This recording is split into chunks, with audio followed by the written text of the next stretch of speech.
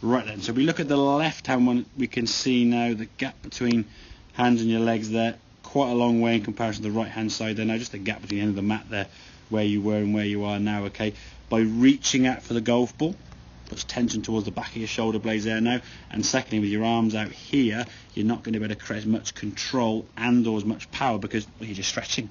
So when your arms are at a stretch position, they're going to be weaker, less able to control the golf club, okay? You're losing power left, right and centre, okay? Then in terms of the backswing, okay, as you go back, as we come back down, because of that reach for the golf ball now at the club way out there, your lower half now has to sort of stop and not really move. The head sort of lunges down and underneath, trying to catch up with the club. Lower half's not really, that sort of stays quite flat on the ground. The knees aren't sort of want to move too much, and you kind of sort of just stay a bit static. The lower half sort of can't keep up with the top half. It looks a bit wobbly, and that's when you're selling after about 3 or 4 shots. You went 1-0. That was too fast. The swing speed wasn't too fast.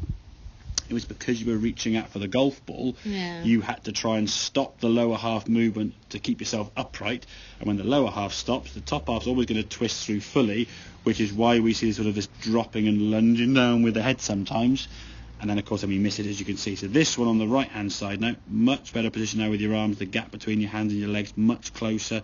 We're much more able to swing that club now back down to the golf. We're much more relaxed swing as we twist through now. How much more movement through the golf ball, and your head no sort of drop or tilt to try and get down to it. We can just rotate the body now through. Lovely strike there, as we can see. Good contact there, and your right side now is able to twist through with that to a much fuller position. So that right foot now is up on its toe. Your hips, your knees are starting to come together. Your shoulders are still twisting, but look now in terms of just the spine angle. That's a lot more straight up. There's a little bit more of a sort of tilt on there. Off to the right, a very sort of shorter, limited sort of I don't want to fall over position again. And it's almost like a double sort of whammy, because if you don't lose your lower half this way, your spine angle is going to stay more on this sort of tilt, which means now being top heavy, we're going to fall forward this way because head's every part of your body. So if you don't twist through and straighten up, all the weight now is going to be going forward towards the golf ball. So the lower half doesn't move and the head's falling this way. Where's your balance going to go? That's why some of your shots in this case, the club you can see making contact with the golf ball, right off the back edge of the club there, sort of heely one, scuttles low left.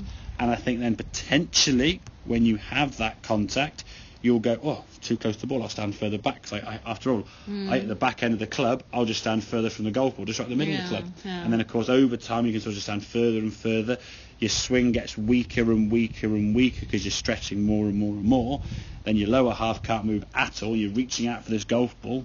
Just a kind of vicious circle. So if we can sort of bring that back the other way, get your body now in a little bit more of a more relaxed position, arms hanging down from the shoulders, much nearer the golf ball, and the sensation then as you come to the golf ball now, as you almost sort of come up at the shot and twisting through as this way as you stand up, rather than trying to have to sort of stay down with the golf ball, try and get under it and try and reach out for a ball that's way out there.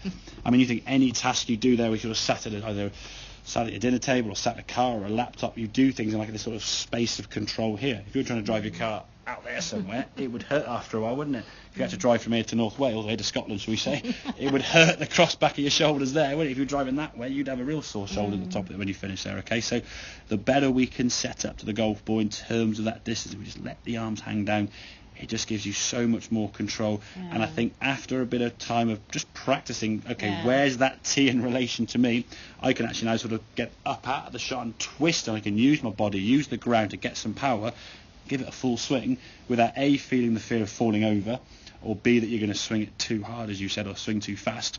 And you're going to get so much more power in that direction as opposed to sort of that direction at the golf ball. So bring it a bit closer, arms are going to hang. Your temptation is lift arms, bend knees. We've got to straighten up the legs and drop the arms, okay?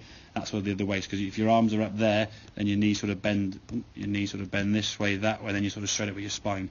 We've got to stand a bit taller, let your arms drop, so we're tilting down a bit more, which gets you that slightly closer to the golf ball. So good. Make sense? Yes. Excellent. Right, have a couple more then, and we'll see how the driver goes, all right?